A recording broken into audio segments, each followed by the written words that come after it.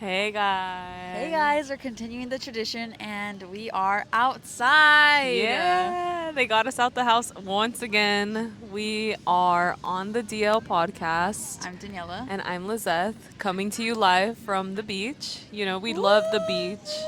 Woo! We are beach girls through and through. As you can tell, we kind of are in our hoodies and Yeah, we actually had a proper beach day today. yeah.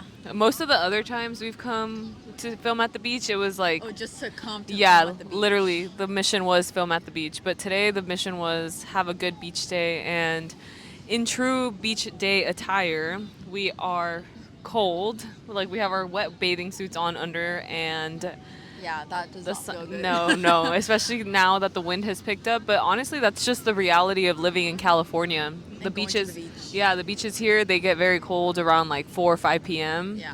So if you're not getting to the beach early, but also sometimes getting to the beach too early could be a bad thing as well because, as you know, it's very foggy and then the sun's not out. But we had a pretty good day, I think. Yeah, we did. It was really warm It was really warm. until But now. yeah, hopefully it's a good view for you guys. I know last episode we got a few. Like comments Com- about the background. Yeah. People enjoyed it. Uh-huh. I really like this. I mean, this makes me happy. So I wonder if they can hear the waves. last time we messed. Oh, the last time we came to the beach, we actually had couldn't a even- failed episode. Yeah, it was a We failure. filmed an entire episode and there was no audio. That was the one and only time I think that we messed up, like a big time, where we had fully gone through an episode. And you know what? It was a good episode too. I remember like feeling really like hype and like energized about that one. And then it was over. And then I'm sorry. And then it was time to like review it, and there was nothing, and there was absolutely there's no nothing we could do footage, to just- recover yeah. it. But you know what? That's the reality of also being podcast. yeah, being an indie podcast. So yeah. Yeah. Well, Liz, and the audience, I wanted to tell you guys that I was finally able to be on a set, a movie set, Hell a yeah. film set. How did that it opportunity It was a small indie film. It was literally funded through people. Wow. It was funded through Indiegogo, like whoever wanted to donate. They had a budget of $13,000, and you know what? Even if it's just a small indie movie, those people take it serious. Yeah, as they should. It's their craft, it's their hobby. I love when people have passion for things and they actually take their stuff seriously. And I was going into it thinking oh crap, I'm the newbie. I'm the one that everyone's gonna be like, oh God, you could tell she's a noob, blah blah blah blah. Yeah. And you know what? There were a lot of really nice people. I feel like I really got along with the makeup and costume people. Ooh. And I was the art PA, so I was helping out with the fake blood and the I was really steaming clothes. My first duty of the day was steaming clothes, and then after that I had to black out the windows because it was it's like a night scene. But what they say is true is that they are cutthroat as hell, and I thought that I was gonna go in there thinking that some of them were gonna be super nice. No, they actually were. They proved me right. They proved my suspicions right, and it was actually really cool to see them in the zone. I will say, having to film one scene for 2 hours is insane. Yeah. Seeing it replay over and over and over again Yeah. is insane. I think I would lose my mind. I would lose my mind having to repeat the same lines over and over and over if I was the person. The actress? The actress. Or if I was literally, if I was the one watching it, I would just get frustrated. I would become satisfied with one of the scenes. I'd be like, all right, that's good enough, But Same, I was that's like, not wow, how it that's works. so good, but no, the camera people, Do you think they weren't getting the shot that they wanted? they wanted to get different Angles of shots, it? and they wanted to get angles and shots of just one person's face, and there was 5 people, so they had to get each person's freaking reactions, their lines, oh my God, it was intense. And so they got basically 6 shots of the same scene, but seeing it go over and over again, it was a lot. Exhausting. It was a lot. It was really, it was mentally exhausting, honestly. How did you get assigned the role of art PA? What is PA? Production Production assistant, yeah. I don't know. I thought that I was just gonna be a normal PA, but I actually wasn't. And thankfully, I had met this friend through my old job, which was the post-production house, and I had told him like if I were to work on a set, I'd want to work in wardrobe or like makeup. And I think he actually listened, you know. Wow. Yeah, He thankfully. looked out for you. Unfortunately, I didn't get to see like all of the practical effects that were gonna take place because like the death scenes were supposed to happen today, but I wasn't invited. Like they invited someone else to go on set. Oh. But let me tell you my failures, Liz. Okay, okay. The actual rookie mistakes of the century. So it's nighttime scene. It's filmed in a house as well, but it was just living room. And so there's like open doors and stuff, and the lights are off. And they had the camera pointed towards the kitchen, which all of the PAs and everyone were in the kitchen. But I had come in later because I was going to get something for whatever they needed. And I come in and they're like, okay, we're gonna start shooting the scene. So they started shooting the scene. I walk to the side. To my freaking surprise, I was in the freaking shot. I was literally in the shot. So then the assistant camera guy was like, "You're in the shot," and I was like, "What?" I had to run, right? And so after the scene was over, one of the actresses comes in. Also, there was like some mishaps on set where the assistant director couldn't come that day, so like that actress had to take over. So I think she was just really high stress. And she comes in, she's like, "Hey guys, just wanted to let you know that we could see shadows in the dark, so please don't walk past." And then I was like, got it. And then after she tells us that, she goes off and makes an announcement to the entire crew. And then while she's saying it, she starts glaring at me. Oh no. And I'm like, damn, dude, I'm sorry. Yeah. But obviously, no freaking taken. Then the second rookie mistake, dude, tell me why I have an alarm at 3:15 p.m. Why? Randomly? Yeah, randomly. Like recurring? Yeah, every Friday.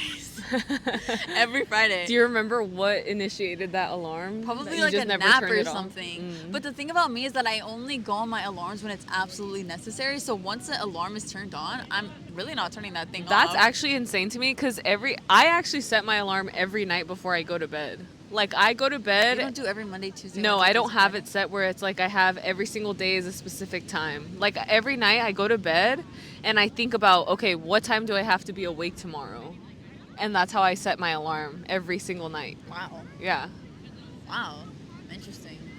No, dude, I literally have one at 6, I have one at 8, and then I have one at 9:15, but I'm already at work by then, so I just turn it off.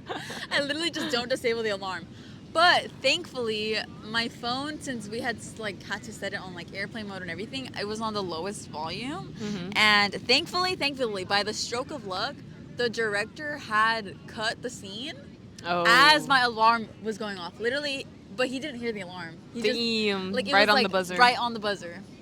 And I was like, geez. But the assistant camera guy, he heard it. Oh, and he no. looked at me and I was like, fuck. But then I was like, okay, I gotta put my freaking A game. Like, this is serious, guys. This is literally serious. And I did not have any more mistakes happen that. Because 3 strikes and you're out. Yeah, literally 3 strikes and you're out. And I was even able to help with the blood. So when it comes to indie films, who's getting paid? Nobody. Well, actually, they were paying people. Oh, really? They just weren't paying the PAs. Oh. But it had me thinking, like, how much each person was getting paid. So they had a budget of $13,000. Yeah. And the house that they rented, they had said that it was a little bit steep. It was about $3,600. I guess that's actually a lot. Yeah. But they wanted to splurge. For a day or for a month? For 3 days. 3 days, $3,600. Whoa. I know, right? Dude, that's like one person's rent for a house. Literally. Whoa. Dude, literally. And so they wanted to splurge on it because like it had kind of a vintage feel to it, and it did. Honestly, dude, the house was so freaking cute. I was like, damn, this is a really cute place. But it had me thinking because there was like 15 people on set, 2 makeup artists, 3 camera people, the sound guy, the light guy, the director, and then 6 different actresses. Oh, okay. And I'm like, how much is each person getting paid? Yeah, because that was going to be my next question. Like, how many people were on set? And then across how many days would it film? And 3 then days. only 3 days? Yeah. And then how long is the movie going to be? Like It's going to be 12 minutes long. Oh, it's short. It's a short short film. film. It's a short film. I don't know why I was thinking like So, well, what kind of movies do people send to like Sundance Festival? Those are short films also? You can send short films, but typically it's like feature films. Okay, okay. I think they do have a short film like section of I guess I was more Sundance. thinking that people don't get paid because it's like a way to kind of get something on your resume. Exposure. Yeah, exposure. Yeah, if you think about it, the amount of short films getting made, like you're not really getting exposure. Really? Not really. Not really, unless you do like, because some people do submit them to like smaller film festivals and stuff like that. But I guess YouTube is the way. Yeah. I'm not sure. I'm Yeah. not sure how you really get exposure. I'm excited to see where that short film will go. Yeah, I want to see it in like I want to see it finished in its total because entirety. I only got to see the first day being like literally a third of the movie being shot. Mm-hmm. But I got to read the script and it was interesting. It's about Dungeons and Dragons, which I've never actually played that game, but it's a little bit of a spooky thriller Dungeons and Dragons vibe. But you know what it got me thinking? I was like, damn, you know what? If these actresses who, this is just a hobby for them, you know, but they're still really good at it. It got me thinking like, how is Timmy on set? Like, I want to see Timmy on set now. Like, oh my a gosh. freaking actor of our generation. Like, how serious is he taking it? Oh, very serious. Doesn't he like literally not method act, but he really like throws himself into roles? Yeah, and so I was thinking, I was like, if these girls or if these women are being this like dramatic over Yeah, these like roles, taking like, it very serious. How are these other actors doing? I'm sure it's really incredible Like to watch cutthroat. them perform. You know, like it's literally their art form, and I Yeah. think that that's just in any capacity. It's always amazing to see people who have a skill like that perform. You know, like whether it's like a dancer or a singer or even an athlete. Like to me, that like they have like a unique ability to do stuff that other people are not able to. And so I just think I would, Yeah. if I was on set watching like Timothy Chalamet and maybe I people would be mesmerized. yeah, like maybe people don't think he's the best actor or whatever, but maybe people do, right? But me not really knowing much about him, I think despite any of the reputation he might have, like I would be in awe and probably in tears. Like just out of the sheer fact that like it's Timothy Chalamet. yeah, and seeing somebody like show their yeah. passion, you know. But that's so cool. Speaking of scripts, wait, is there anything else that you had to say about the short film? Wait, I actually have more questions about it. What happened? Would you do it again? You know what? There was some fun parts about it, but I actually wasn't able to help in a lot of ways. Mm-hmm. Like a lot of it was just sitting down, watching them, kind of being at their beck and call. Like if they needed anything, you know, or if anything went wrong. The other PA, she was like just an average PA. She was like going out and like buying food and coffees and like getting the coffee and stuff like that. Yeah. Which I wouldn't mind doing either. It's literally assistant work, but I wish I could have done more of the like art stuff. Like you know? the meat of the work. Yeah. Yeah. That would be like once you get more like experience, then maybe they would hire you on to actually be doing those things. That's But really another cool. point I will say is like, dude, the people who can work a camera, Mm-hmm. people who can like those big ass cameras, like people who can do that, like it's so impressive. I know. Like, how do you even learn all of that? They have to go to school Yeah, for sure. they definitely went to film school. I wasn't able to talk to like the camera people very Yeah. much, but that is another talent in itself. Did Like, you get it's to talk insane. to just other production assistants or anybody that was like part of the I was crew? mainly talking to the makeup, and I was also talking to the makeup crew, and I was also talking to the other production assistant. But she also didn't have really any experience in film. She was just doing a favor for the director, Yeah. who was our friend. So That's so cool. yeah, Wait, your friend was the director? yeah, my friend was a director. Whoa! Dude, while we were working there, he like went to a whole film festival to like a horror film festival because he's really into like horror and stuff. Uh-huh. To like display his film, and he actually got like He a got deal placed? or whatever. Oh, But wow. I think because of the industry and something, I'm not sure. It ended up getting canceled, but he did get placed in the film festival for That's a short so film. cool. That's awesome. It is really cool. Yeah.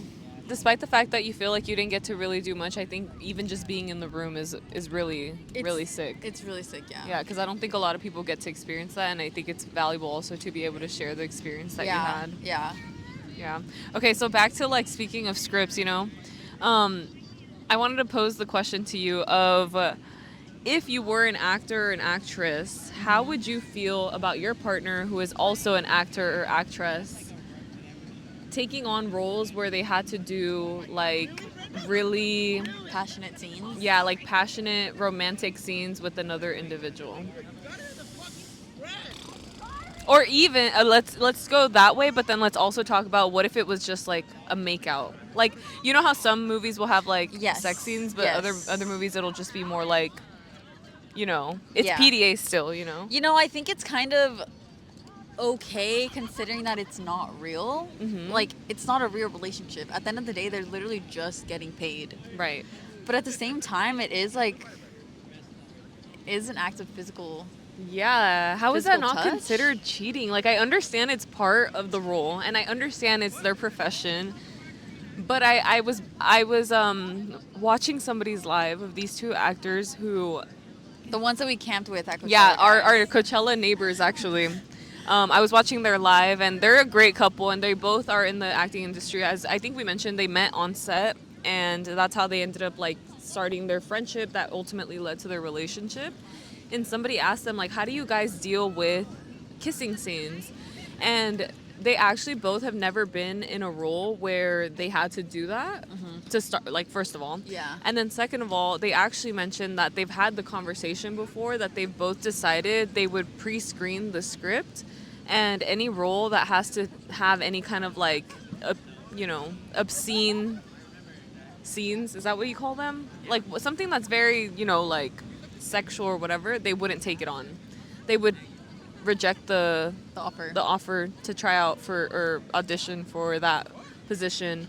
And they do that because of their love for one another, and also just dealing with like your partner, like seeing them become romantic with another person. It just, even though obviously the feelings aren't there, that physical act is still happening. And so to them, what they mentioned is, in this life, like, you're not going to take these jobs with you, but you are going to have this person that you love and care for dearly, like, until the very end. Like, if you're married and like you've made that commitment to one another, like, those memories will still be there, but your person, yeah, they won't take on those roles, and they just don't think it's worth it. They don't think it's worth doing something that's outside of their own morals. And I guess that's pretty valid. I agree. I think that's super valid. Yeah. And it's good that they have that, like, they know they have that boundary, Yeah. and that they didn't cross it before finding out. Yeah, exactly. Because also, like, how do you even deal with that? Like, that just feels like torturous. Imagine, like, seeing your partner. Like, yeah, maybe it could have been, like, a really big, like, opportunity, but it just is, like, I could literally never watch my partner, like, make out with another person passionately on screen. Dude, I know, because I recently have been thinking, if you've seen Superman, you know that it has a very passionate kiss in the movie. And I remember thinking about the Twisters kiss, which it didn't even make it in the movie, but it was like an extended scene that they posted online.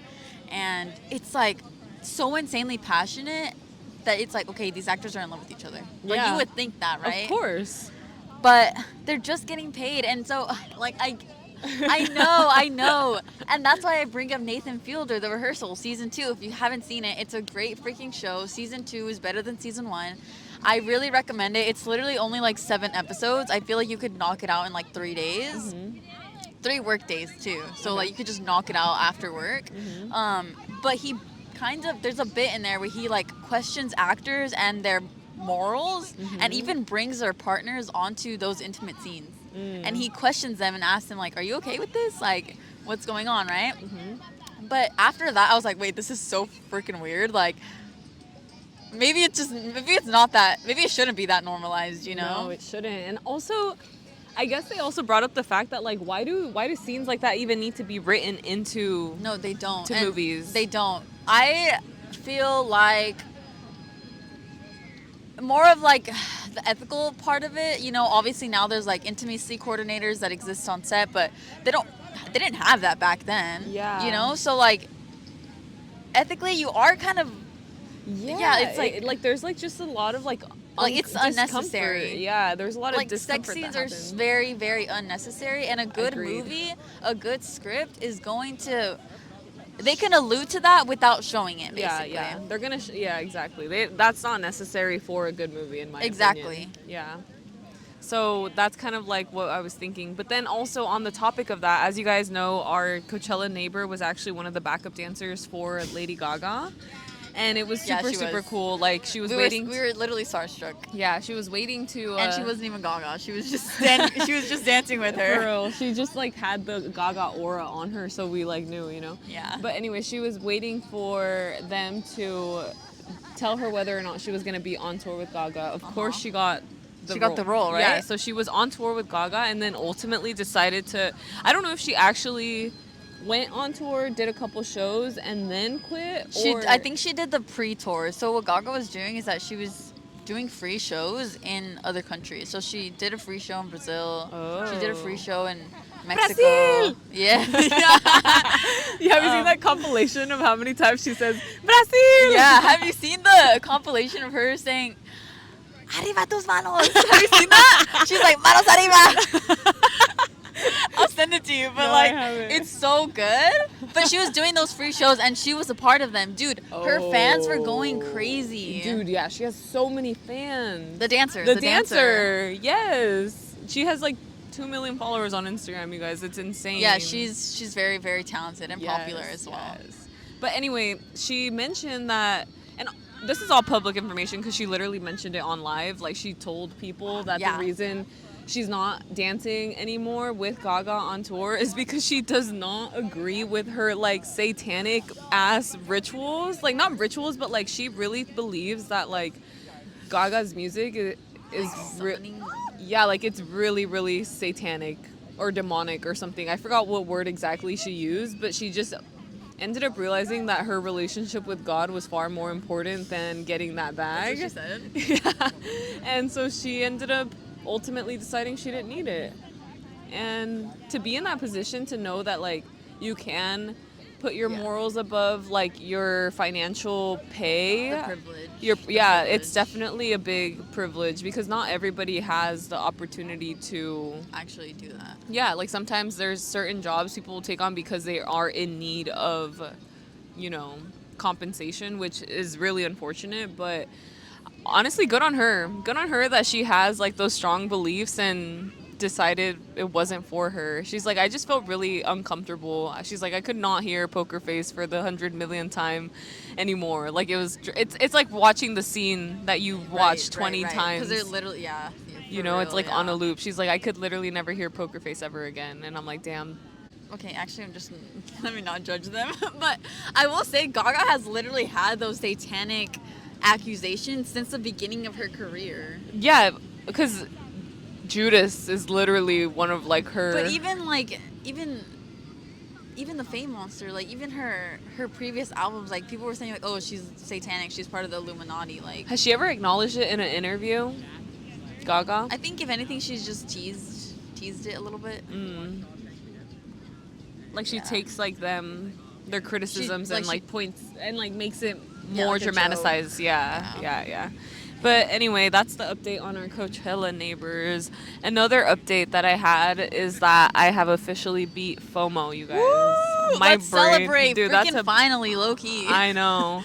Literally like 26 years of FOMO, and I realized it's because I just don't care anymore. Like I think like when you're really just focused on you and like you're really secure in yourself and you really just like enjoy to learn. You learn to enjoy your own company. You don't care what other people are up to, and it really doesn't matter because it's like, yeah, like other people might be having fun, but I'm enjoying what I'm doing right now too. Yeah. So it really doesn't matter. And I think the moment that was really like clarifying for me because I mean, I've mentioned as a joke that I get FOMO and like, I'm still going to obviously joke around about it, but like in its true form, like I legitimately don't feel it anymore. Like I don't, I don't care. But anyway, when I was going to the Lake Havasu trip that I went on last month, it was literally the exact same weekend that one of our friends was having a grad party and one of our friends was having her birthday, like, tea or whatever the hell. And there was a part of me that was like, oh, I'm just gonna cancel on the Havasu trip because like I would rather be at the grad party like with all my friends, and then I'd rather be at my friend's birthday. But I had already been planned to go To to Havasu. the trip, you know. And one thing that I've always mentioned is that like I like to be a person of my word. Like when I say I'm gonna commit to something, like I do. And I had already like sent money for the Airbnb and stuff, so I kind of was like in it, but I could also technically like back out if I wanted to. Of course, you're entitled to do whatever you want, but like Yeah. for me personally, like that just doesn't feel great. And I was really thinking about it, and I was like, I can't believe I'm gonna try to back out of this over FOMO. Like that feels Yeah. really ridiculous. And then literally as I was there, like not no offense, but like I was not even thinking about anybody or anything like back home. Why would you? Exactly. Like I was Why would literally you? like in the moment, like just having the best time, and it made me realize like, yeah, that's how it should be, you know? Because Yeah. if you're ever like doing something and you're not present with yourself, like what is the point? Like if you're not present, even in your day to day life, like yeah, it like kind you're of like, thinking of others and what they're doing. life is just gonna pass you by, and you're always gonna be thinking about other people, Exactly. and that's not good. Yeah. I feel like the only acceptable time to get FOMO is for a concert because that's like actually once in a lifetime. Yeah. Like you're not really gonna get that performance or that artist in that era again because the next concert they're gonna have is it's gonna be a different album. It's gonna be a different era. It's gonna be a different hair. Oh Like my gosh, I know. different outfits. You know, like it's not gonna be the same. I know. You're were you so thinking? right. I was thinking like when you guys went to go see Troy and Charlie Yeah, like Sweat Tour is not coming at back. the freaking forum, like that just like looked so fun. Like literally, wow, I have FOMO thinking about it right now.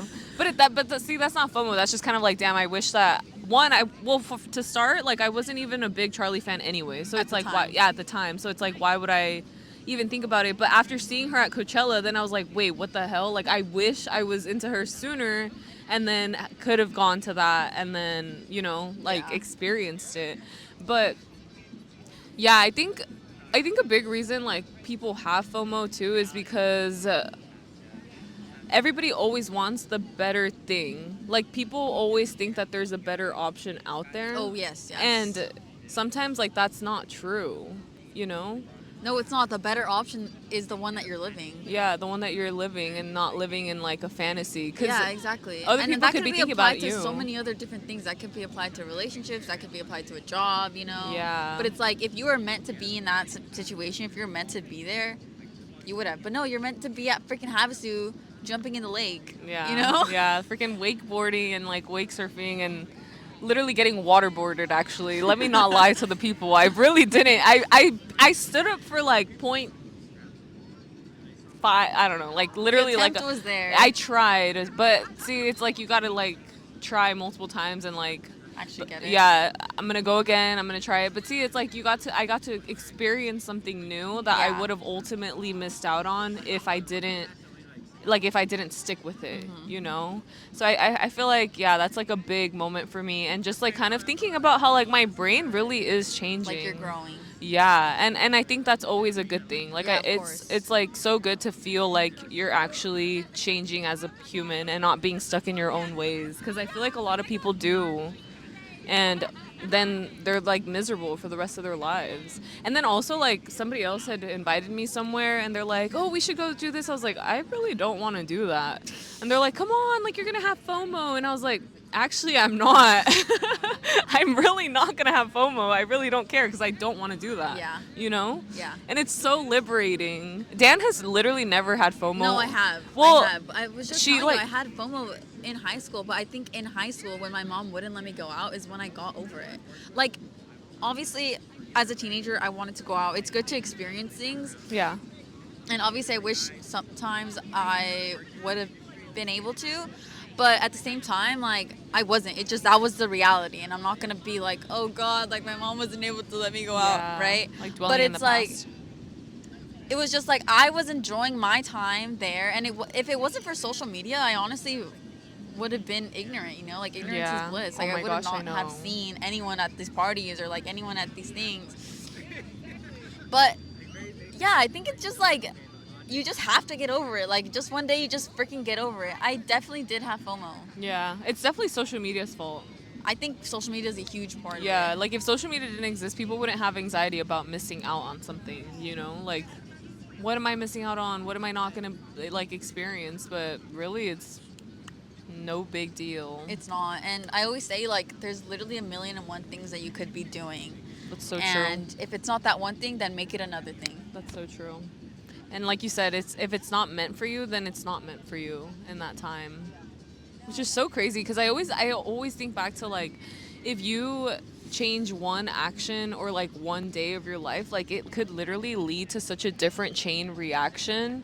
You know what I mean? Like I don't know. It like every action you have, every like choice that you make leads you into a different path. You know, Yeah. it's like you're unlocking like little doors and like you could either go this way or this way. Did you ever play that Bandersnatch game that came out on Netflix? I did not, actually. Oh, that was so cool. That was really unique in my opinion. The fact that you could do that and like the show would change based on what you were choosing, I thought was really, really like innovative for its time. But that's how I feel. Like I literally feel like that's what my life feels like. Like a freaking little video game. Was It a is, video but you're game? always going to end up where you're meant to be. That's true. Damn. Take that as some advice, you guys. If you ever feel like you are missing out on things, trust me, you're not. You just need to learn how to enjoy yourself and the things that are in front of you at that present moment. Because, yeah, not being present really sucks. Yeah, literally. Like, the worst part, too, is like, you're also like, if you're hanging out with somebody and you feel like they're not present, like, that Oh, also yeah, really that- sucks. yeah, it does. Like, they're thinking about something else. Like, they're not engaging in conversation, like, and they're just being miserable. So that's not a good thing ever. I just wanted to flex on you guys real quick. Also, sorry, this episode is just me flexing on everybody because What are you going to say? because I went to the dentist and the dentist was like, "Whatever you're doing, keep doing what you're doing, girl. Your teeth are amazing." No, literally, like I had this like paranoia that I was developing a cavity, and I was like, "Yeah, these are my concerns." And she's like, "Dude, there's Were literally you nothing feeling there." anything? I feel like I was, but then I guess I was You know what, imagining dude? it. Sometimes I get that too. Cause one time I went to the dentist, I was like, "Dude, I swear I have a cavity on my left tooth," and he was like, "You literally don't." Like it'll flare up every now and then with like maybe it's just like sensitivity though. yeah, that's what they said. They were like, "It's just sensitivity." Yeah, that's probably exactly what it was because I don't feel it all the time. And also, did you know Kim Kardashian says that she could smell when somebody has a cavity? Like that's one of her talents. Dude, but then also Martin's girlfriend Mandy, she's like, "You smell like you have cavity breath." Oh my God, what does cavity breath smell like? I don't know. I want to know so that I could start like diagnosing people. Anyway, yeah, I went in with that concern. It was just like a regular checkup, and she ended up saying I'm doing a great job. So this is a reminder to floss regularly and brush your teeth regularly, and honestly get a water flosser if you don't have one. They're really great. And also, this was the first time I went to the dentist, and it actually hurt. Like, the tool she was using, this was a new dentist for me. She was using, like, a really, like, I swear to God, like 10,000 pounds of pressure water flosser on my gums that I thought that I was no longer going to have any gums left. Like, my gums were literally receding as my she was cleaning gosh. them. That's how it felt. But I guess it was fine. And then, like, afterwards, because I was, like, loading, I was staring at myself, like, in the mirror. And I was like at a red arrow light, and then it turned green and I wasn't paying attention. So then the car behind me honked. And I'm like, damn, they probably thought I was on my phone, but in reality, I was just staring at myself. So, yeah, I don't know. That's everything that I had in terms of notes. What about you? I just wanted to talk about the short film.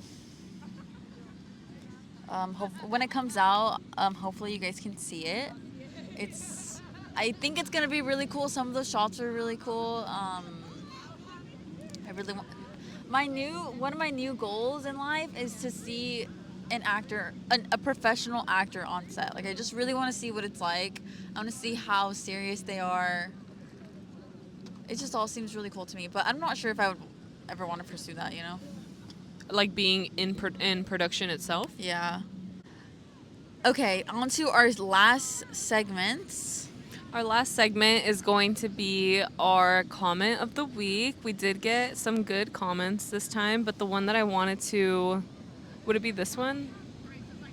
Ah, This one's kind of really that's long. long. But no, thank you so much for commenting that. Like, honestly, like, I haven't had a chance to read it, but I will it's read very it. insightful, and it's about AI and video games. Okay, awesome. But yes, thank you so much for watching our episode last week. We were outside and somebody commented, "This is such a cute place." And somebody else I'm just going to mention it. Somebody else said, "Just finished the episode, another banger like always." So if you didn't watch that one, go watch it. It's a banger. Thank you so much. And our last segment, screen time. Yeah. Mine is 5 hours and 6 minutes. Guys, I swear to God. Oh my God. That's your highest screen time ever. Wait, but actually, let me tell you, dude, because there was one day this week, I think it was Wednesday. Mm-hmm. It had to have been Thursday or something. Wednesday or Thursday. The whole time I was on my phone at work. Like, it was completely dead. It was so boring. I didn't know what I was doing. I was like fed up with being on my phone, but there was nothing else to do. Oh, Like, I can't hate bring that anything feeling. inside, and I wanted to blow my brains out. Yeah. Like, I wish I could surf the internet, but I can't. Yeah. There's no computer there for you to surf the internet on. Well, I have a computer in front of me, but I just don't want. Oh, to use it for personal stuff? Yeah. I get you. Okay, mine was 13% down from last week. That's good. Yeah, I was literally at 75% up last week. That was atrocious. I'm at 6 hours and 50 minutes this week, which is significantly lower than what I was at last week. That's so good. We don't talk about that week. That was really bad. That was really bad for my brain. I need to go to a doctor. I'm not going to lie. My attention span is just like not it. Dude, just throw the phone away. Yeah, honestly, I need to. I need a flip phone. Nobody could call me. Nobody could reach me. I mean, yeah. Actually, yes. With the flip phone, yes, they could Yeah. call or text me. Actually, just a couple characters though. TXT. I don't want to run out of minutes. Yeah. But anyway, guys, thank you so much for watching this episode of On the DL podcast. We hope your summer is going well. Go to the beach if you haven't yet. It's been absolutely beautiful. If you have a beach available. in Oh, your true. town, There's city. people that don't. Live in California. Wow, that's that California privilege talking. Yeah. I forget people literally live in like flyover states. They don't have beaches. Damn, and if you don't have a boat and you go to the lake, that kind of sucks because it's like, Yeah. yeah. Sometimes they're kind of gross at the edges. So gross. You know? So freaking gross. And at least in the center, like, there's not a lot of debris. However, they do say that there's a lot of dead bodies in the middle of Lake Tahoe, and that because the lake is so cold that they don't decompose. So it's just a lot of dead bodies in the middle of the lake. You know what though? I think that there's dead bodies in any body of water. Like, I'm sure we were swimming close to one today. Don't tell me that. No, I think it's true. We did see dolphins. I'm scared. I'm scared. I know. Literally, my greatest fear is to have like a freaking hand touch me in some water that I can't see. Oh, God. Oh, Non-clear God. water. Okay. Well, with that being said, hopefully there's no dead bodies in the water. And we hope you guys have a great week. Thank you so Bye, much for watching. guys. Bye.